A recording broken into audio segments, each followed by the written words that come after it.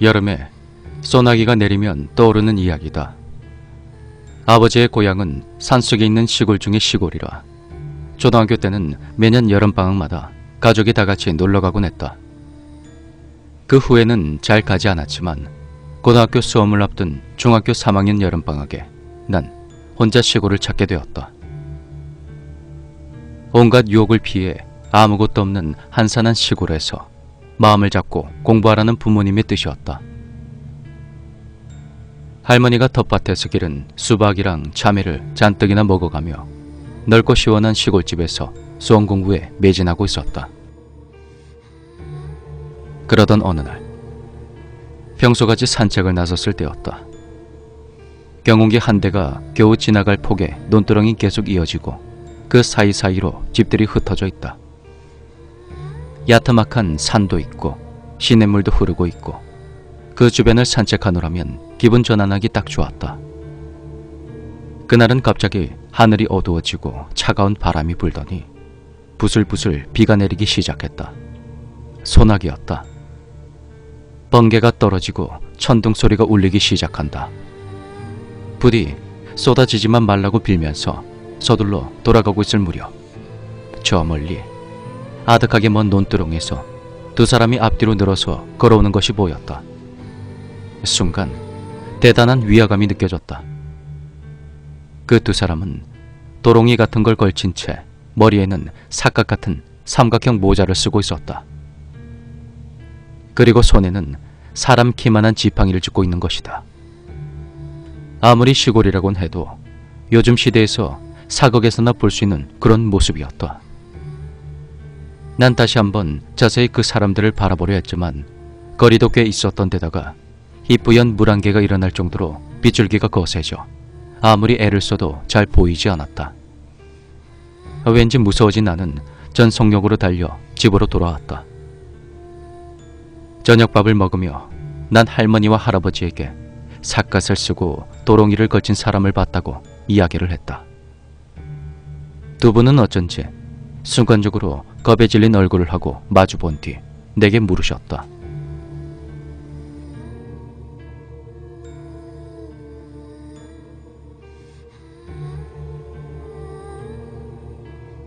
도롱이 스님을 본 게냐? 어디서 본 거니? 이리로 오던. 난 쏟아지는 질문에 당황해 황급히 대답했다. 도롱이 스님이 뭐예요? 하지만 그런 차림을 한 사람이었어요. 몇 명이더냐? 2명이요. 2명인가?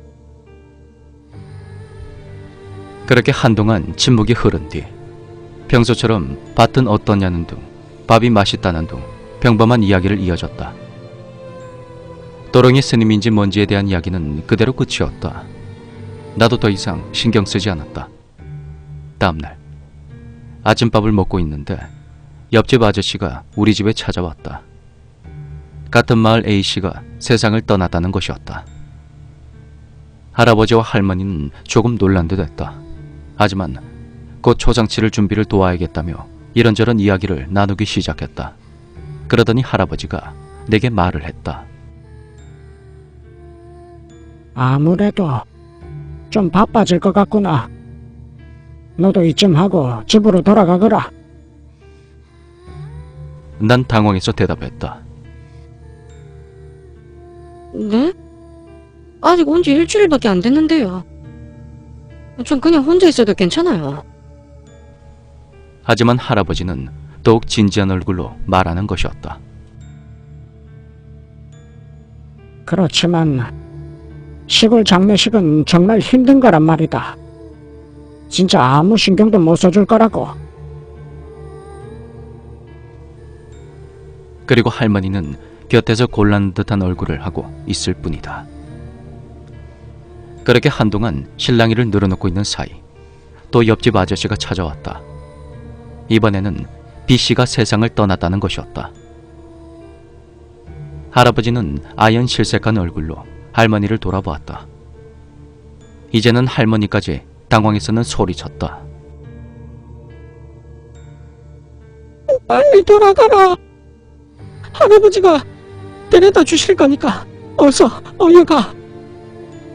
그리고는 날 재촉해 짐을 챙기도록 하셨다. 그렇게 나는 내쫓기듯 그 시골에서 돌아왔다. 아침만 먹고 돌아와 배가 무척 고팠던 기억이 나지만 다른 건 영 기억이 나질 않는다. 그 사건 이후 할아버지 댁을 찾은 건 내가 대학생이 되고 난 뒤였다. 할아버지는 나를 보고 그때는 정말 미안했구나. 이러시며 이야기를 해주셨다. 할아버지 댁에 있는 시골에는 도롱이 스님이라는 게 옛날부터 나타났다고 한다. 빗속에서 도롱이를 입고 삿갓을 쓴 채 기다란 지팡이를 손에 들고 마을로 들어온다는 것이었다. 그리고 도롱이 스님이 나타나면 그 수에 맞춰져서 마을 사람이 죽어나가는 것이었다. 게다가 도롱이 스님은 자신 때문에 죽은 사람의 장례식에도 나타난다고 한다. 장례식에 참가한 사람 중 도롱이 스님을 목격한 사람이 있으면 그 사람까지도 나중에 데려간다는 것이다.